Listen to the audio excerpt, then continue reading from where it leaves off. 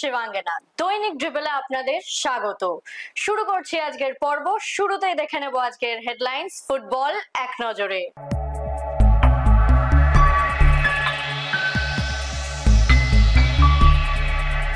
সিঙ্গাপুরের বিরুদ্ধে ম্যাচের দল ঘোষণা ভারতের।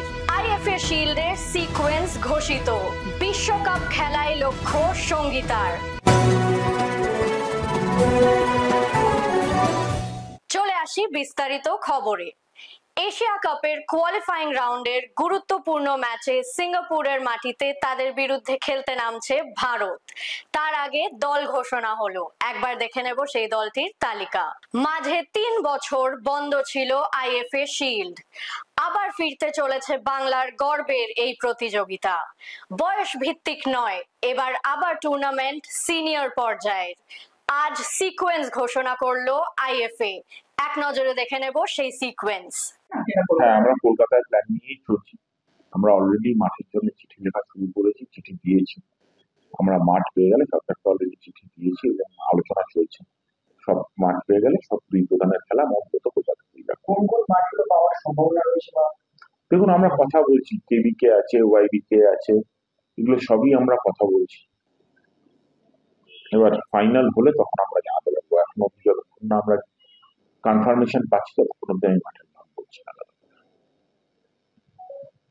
কি হলো, মানে কোন দল কাদের সঙ্গে অভিযান? দেখুন, 2টো গ্রুপে খেলা হচ্ছে। একটা গ্রুপে থাকছে ইস্ট বেঙ্গল নামধারী শ্রীনিধি, আর অন্য গ্রুপটায় থাকছে মোহনবাগান, গোকুলাম আর ইউনাইটেড স্পোর্টস ক্লাব। আমাদের ক্যালকাটা লিগে রানার্স হচ্ছে ইউনাইটেড স্পোর্টস ক্লাব, ওরা থাকছে। আইএফএ শিল্ড আমরা চ্যাম্পিয়নের ম্যাচ দিয়ে শুরু করছি। ইস্ট বেঙ্গল তার মানে খেলতে নামছে প্রথম ম্যাচ শ্রীনিধির বিরুদ্ধে 8 তারিখ। 9 তারিখ খেলা হচ্ছে Mohun Bagan super giant versus Gokulam Kerala. 11 তারিখ শ্রীনিধি ভার্সেস নামধারীর খেলা হচ্ছে। 12 তারিখ গোকুলাম ভার্সেস ইউনাইটেডের খেলা হচ্ছে।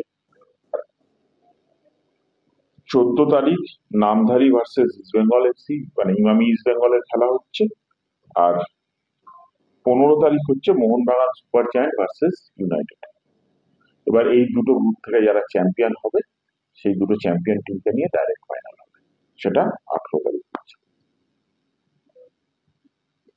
আর পাইক অনুষ্ঠান বা এরকম কিছু চিন্তা ভাবনা? দেখুন, আমার মনে হয় যে ফুটবল মাঠে সব থেকে বড় আকর্ষণ হলো ভালো ম্যাচ। মানুষ মাঠে আসে ভালো ম্যাচ দেখতে। একটা যে কোনো শুভ আরম্ভ করতে গেলে একটা তো প্রারম্ভিক অনুষ্ঠান থাকে, সেরকম একটা ছোট অনুষ্ঠান থাকবে। একটা দুর্গাপুজোর আবেশ এখনো আছে, সেটা মাথায় রেখে আমরা সেরকমই একটা কিছু অনুষ্ঠান সাজাবার চেষ্টা করব। কিন্তু মূল আকর্ষণ হলো আইএফএ শিল্ডের খেলা। আমার মনে হয় প্রত্যেকটা ক্লাবের যারা সমর্থক আছেন তারা মাঠে আসলে একটা ভালো খেলা দেখতে পারবে এবং এই খেলাটা তারা এনজয় করতে পারবে।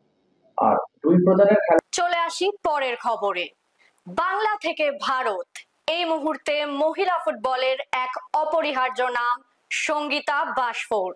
ফুটবল জীবনের সমস্ত বৃত্ত পূর্ণ। এখন তার লক্ষ্য কেবল মহিলা বিশ্বকাপ খেলা। তেমনটাই জানালেন আইএফএ টিভিকে। আমার ক্যারিয়ার টার্নিং পয়েন্ট ছিল যখন আমার এসিএল সার্জারি হয়।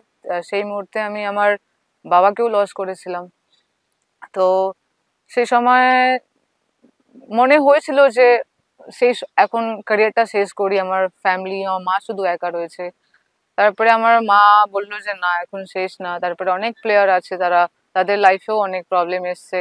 তো সেই জায়গাটা ফুলফিল করে আমি আবার খেলার চেষ্টা করেছি, যেহেতু মাটি এরকম একটা জায়গা যে সবকিছু ভুলিয়ে দেয়। তো আমি চেষ্টা করেছি যে আবার ফিরে আসা, আর সেই হার্ডওয়ার্কটা এখন হয়তো পাচ্ছি আমি। তো সেটা আমি আরো আগে নিয়ে যাওয়ার চেষ্টা করছি। আমার এম হচ্ছে ওয়ার্ল্ড কাপ। যেহেতু যখন ছোটবেলা শুরু করি তো ওয়ার্ল্ড কাপ নামেই একটা ভালো একটা টুর্নামেন্ট, যেটা জানি যে ওয়ার্ল্ড কাপটা সব থেকে বেস্ট ক্যারিয়ারের ভালো একটা জায়গা। তো সেই জায়গাটা নিয়ে আমি ছোটবেলা থেকে এটাই স্বপ্ন ছিল যে ওয়ার্ল্ড কাপ খেলি আমি। তো টার্গেট ওইটাই রয়েছে। এখন নিচ্ছে একটা ছোট্ট বিরতি, ফিরছি কিছুক্ষণের মধ্যেই।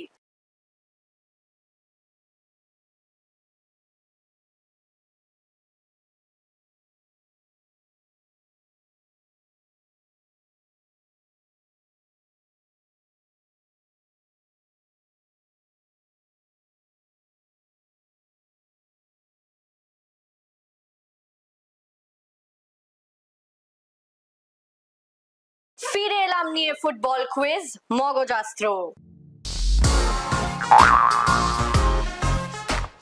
প্রথমেই দেখে নেব গতকালের প্রশ্নের সঠিক উত্তর।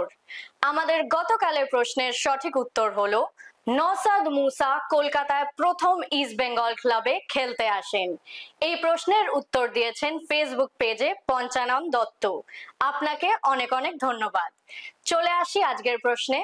আবার শুরু হতে চলেছে ঐতিহ্যের আইএফএ শিল্ড। আচ্ছা, আপনাদের কি মনে পড়ছে শেষ কবে সিনিয়র পর্যায়ের আইএফএ শিল্ড অনুষ্ঠিত হয়েছিল এবং চ্যাম্পিয়ন হয় কোন দল? যদি মনে পড়ে তাহলে লিখে ফেলুন আমাদের কমেন্ট বক্সে। আজকের ভিডিও যদি আপনাদের ভালো লেগে থাকে তাহলে অনেক অনেক শেয়ার করুন এবং আমাদের ফেসবুক পেজটিকে ফলো করুন।